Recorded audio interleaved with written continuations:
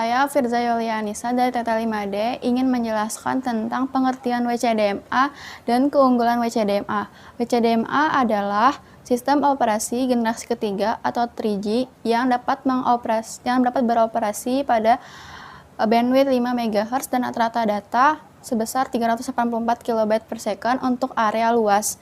WCDMA menggunakan modulasi DSSS dan dapat menyediakan fasilitas pengaksesan ke jaringan PSTN dan dapat mengirimkan data, suara, dan multimedia serta fax mail.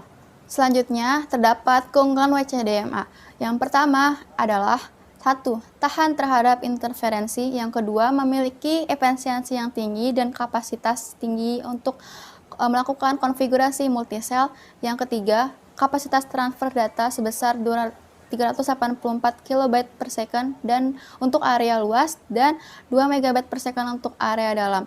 Yang keempat, dapat digunakan untuk komunikasi broad multimedia. Yang kelima, memiliki biaya infrastruktur yang rendah. Yang keenam, tidak memiliki sinkronisasi antar BTS. WCDMA adalah singkatan dari Wideband CDMA, yaitu diperkenalkan pada tahun 2001 sampai 2002 di negara Jepang dan daratan Eropa.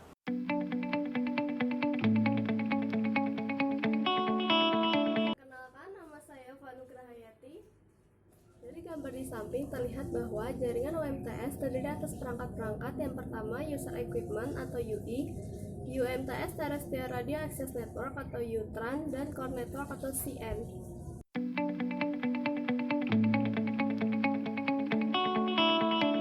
Selanjutnya ada fungsi subsistem WCDMA. Teknologi telekomunikasi wireless generasi ketiga atau 3G, yaitu Universal Mobile Telecommunication System atau UMTS. Arsitektur jaringan UMTS terdiri dari perangkat-perangkat yang saling mendukung. Yang pertama ada UI atau User Equipment. User Equipment adalah perangkat yang digunakan oleh pelanggan untuk dapat memperoleh layanan komunikasi bergerak. UI dilengkapi dengan smart card yang dikenal dengan nama USIM atau UMTS Subscriber Identity Module yang berisi nomor identitas pelanggan dan juga algoritma security untuk keamanan seperti authentication, algoritma, dan algoritma enkripsi. Selain terdapat USIM, UI juga dilengkapi dengan ME atau Mobile Equipment yang berfungsi sebagai terminal radio yang digunakan untuk komunikasi lewat radio. UMTS dikenal dengan Universal Terrestrial Radio Access atau UTRA, berbasis WCDMA, mencakup dengan teknik FDD dan TDD. Jaringannya disebut dengan UTRAN, huruf N terakhir berarti network. Untuk air interface-nya, WCDMA memiliki lebar pita nominal 5 MHz. UTRAN terdiri dari beberapa radio network subsystem atau RNS, adalah kumpulan dari radio network controller atau RNC dan beberapa node B. RNS adalah bagian atas subsystem dari UTRAN untuk menangani manajemen radio resource untuk membangun hubungan antara UI dan UTRAN. Yang keempat ada SGSN atau Serving GPRS Support Node. SGSN adalah gerbang penghubung jaringan BSS atau BTS ke jaringan GPRS. Fungsi SGSN adalah mengantarkan paket data KMS, update pelanggan ke HLR, dan registrasi pelanggan baru. Yang kelima ada GGSN atau Gateway GPRS Support Node. GGSN berfungsi sebagai gerbang penghubung dari jaringan GPRS ke jaringan paket data standar atau PDN. GGSN berfungsi dalam menyediakan fasilitas internet working dengan external packet switch network dan dihubungkan dengan SGSN via internet protocol atau IP.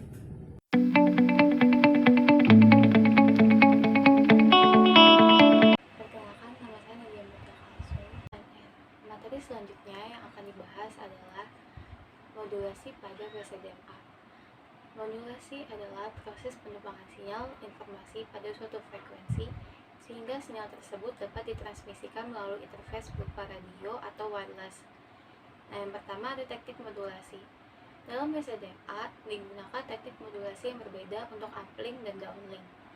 Pada uplink, data dimodulasikan dengan menggunakan dual channel QPSK, DPDCH, pada e-channel dan DPCCH pada key channel. Sedangkan modulasi spreading atau scrambling menggunakan QPSK atau complex code. Pada downlink, data dimodulasikan dengan menggunakan QPSK atau 2 bit per simbol. Sedangkan modulasi spreading atau scrambling menggunakan BPSK atau real code. Nah, berikut ini bisa dilihat diagram blok mengenai modulasi pada sistem QPSK baik uplink maupun downlink. Nah, yang kedua ada spreading dan despreading. Awalnya sebuah informasi RB dari subscriber akan disebar dengan kode yang unik, yaitu RC, yang disebut spreading code, yang terdiri dari kode sequence dengan bitrate tinggi. Informasi hasil spreading ini akan dimodulasikan ke sebuah frekuensi FT dengan menggunakan chip rate sebesar 3,84 Mbps. Sinyal broadband yang telah dimodulasikan kemudian dikirimkan melalui interface radio.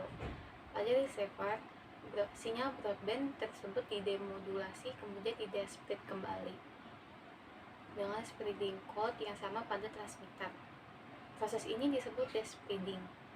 Untuk mendapatkan sinyal informasi, sinkronisasi diperlukan antara transmitter dan receiver, sehingga spreading code dan fasanya itu bisa sama.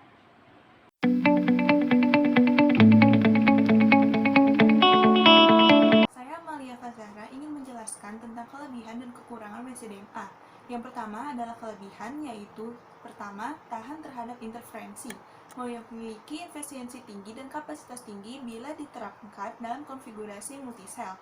Yang kedua, kemampuan transfer data yang tinggi sampai 384 kbps untuk area luas dan 2 mbps untuk area dalam, dan dapat digunakan untuk komunikasi multimedia. Yang ketiga, tidak memerlukan sinkronasi antar BTS. Dan keempat, memiliki biaya infrastruktur yang rendah, di mana dan mendukung antena array adaptif serta deteksi multi-user. Kekurangannya adalah tidak digunakan di seluruh dunia yang membatasi handset yang kompatibel pada orang-orang yang melakukan perjalanan internasional, dan bahwa itu adalah sistem yang relatif kompleks yang dapat mahal untuk diperkenalkan ke pasar baru. Sekian presentasi dari kelompok kami, kurang lebihnya mohon maaf. Wassalamualaikum warahmatullahi wabarakatuh. Terima kasih.